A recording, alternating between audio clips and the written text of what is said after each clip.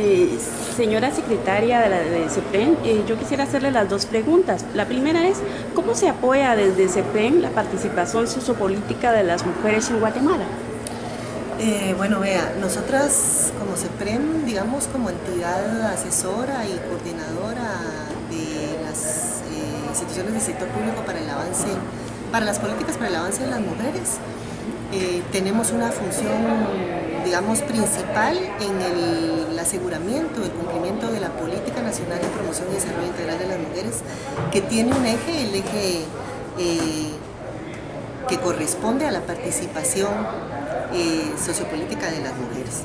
Este eje es fundamental porque el ámbito de la participación sociopolítica es donde se define al final de cuentas cuáles son los niveles y cuál es la situación y la condición de las mujeres respecto de la participación en el desarrollo de los países. Nosotras hemos generado una estrategia, una estrategia de intervención para estos años que incluye como una prioridad el eje de la participación política. Son varios ejes que hemos priorizado para este periodo. Uno de ellos es salud, el otro es educación, el otro es violencia contra las mujeres, el otro es empoderamiento económico y el eje de la participación sociopolítica. ¿Por qué?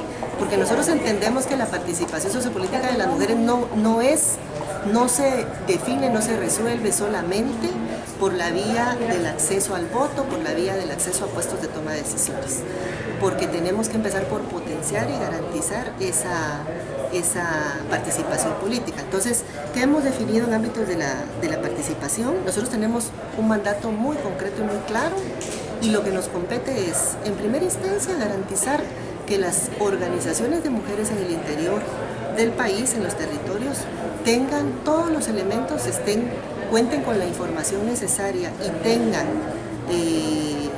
la capacitación que necesitan para poder participar en el sistema de consejos de desarrollo, que es el ámbito desde el cual se decide el desarrollo de los territorios. Ese es uno de los principales desafíos que tenemos, y por supuesto nos interesa muchísimo desde ahí, desde ese grupo que es al que accedemos con mayor facilidad, poder también transitar hacia la participación política de ellas. Pero ellas necesitan tener información, necesitan saber qué es la participación ciudadana, qué es la participación política, cuál es el rol que nos corresponde como mujeres en el desarrollo, y cuáles son los mecanismos y el marco de leyes con el que el país cuenta para que ellas puedan hacer uso de ese marco y de ese ejercicio, digamos, ciudadano a nivel de los territorios. Ese es uno de los desempeños, eso es traslado de información, de conocimientos. Hay otro desempeño que está vinculado directamente con el trabajo con mujeres de partidos políticos, que también nos interesa mucho generar alianzas y desarrollar, digamos, ahí establecer puentes de comunicación, ¿verdad? Porque eso es lo que nos va a permitir incidir en el marco legal, en el marco de políticas también al respecto, en las reformas a la ley electoral y de partidos políticos, que es una iniciativa importante que en este momento pues sigue, digamos, dando vueltas a nivel del país. Y también hemos decidido realizar este año vamos a decir, una campaña de comunicación y de información con muchachos y muchachas de sexto grado de educación, diversificado, porque van a convertirse pronto en ciudadanos y ciudadanas con derecho de voto. Y quisiéramos poder ahí transformar algunos imaginarios, empezar a incidir en estos jóvenes y en estas jóvenes para que puedan efectivamente irse transformando algunos elementos de la participación de las mujeres. Porque, digamos, algunos obstáculos fundamentales para la participación de las mujeres en el país tienen que ver con la vigencia de imaginarios muy robustos de discriminación, de subordinación, de exclusión de las mujeres en el país. Todavía el país es un país conservador en términos del rol que a las mujeres nos corresponde jugar en la sociedad, es conservador, y necesitamos desmontar esos imaginarios conservadores. Es decir, esos imaginarios ya no dan cuenta de la realidad, ya las mujeres estamos participando activamente, centralmente, como protagonistas del desarrollo a nivel comunitario, a nivel municipal, a nivel departamental, a nivel nacional. y ya estamos en puestos de toma de decisiones, pocas de nosotras, pero estamos cada vez participando más. Entonces ya no da cuenta ese imaginario conservador de que las mujeres solo tenemos el rol del cuidado y de la reproducción familiar, ya no da cuenta de la realidad, ya es un imaginario anacrónico. Entonces, pero tenemos que llevar a la población y a los y las jóvenes principalmente la evidencia de que esto está cambiando, conversar con ellos, discutir con ellos, ver posibilidades en ese sentido. Y también nos interesa mucho poder acompañar finalmente los esfuerzos que se hacen desde sociedad civil, desde estas instancias como GIZ y otras iniciativas, el Foro de Mujeres Partidos Políticos, estas iniciativas, estos esfuerzos que se hacen por la reforma a la ley electoral y de partidos políticos. Pero ese es un acompañamiento que a nosotras nos corresponde hacer. Ahí no tenemos nosotras, digamos, un rol tan protagónico como la sociedad, como las organizaciones de mujeres, como las organizaciones que han venido trabajando en esa temática, que nos parece que lo que tenemos que hacer es acompañar ese proceso de reflexión y de discusión, digamos, para ello, ¿verdad? Perfecto. Creo que me respondió a la segunda pregunta. En todo caso, igual voy a dirigirle la pregunta.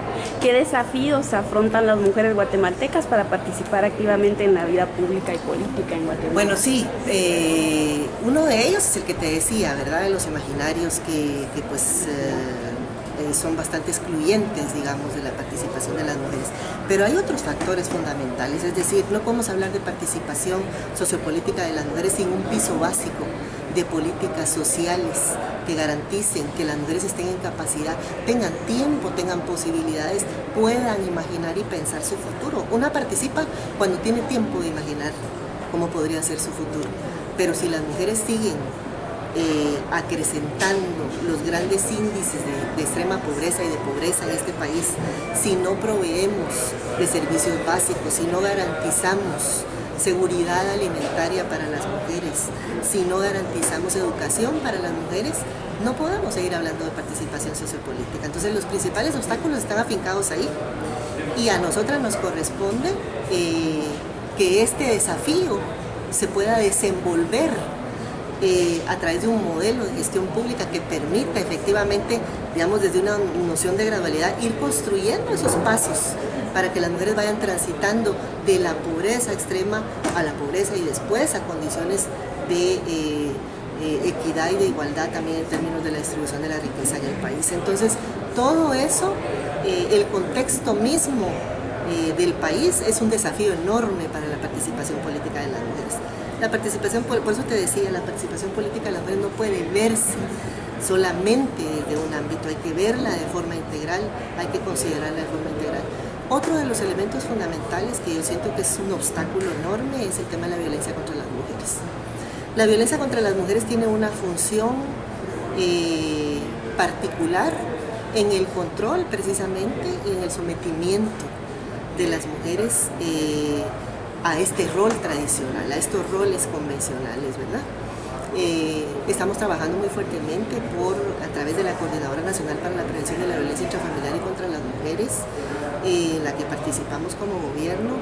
Estamos trabajando muy fuertemente para, de nuevo, desarrollar este modelo de intervención dirigido a prevenir, a atender y a erradicar la violencia contra las mujeres, desde un enfoque de reparación integral.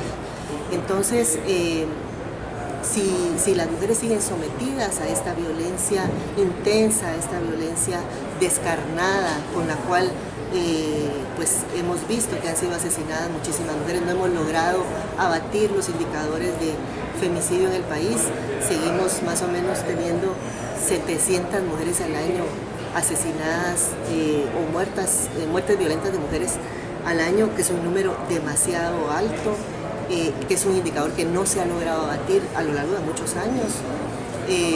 Mientras eso siga siendo así, las mujeres tenemos temor de participar.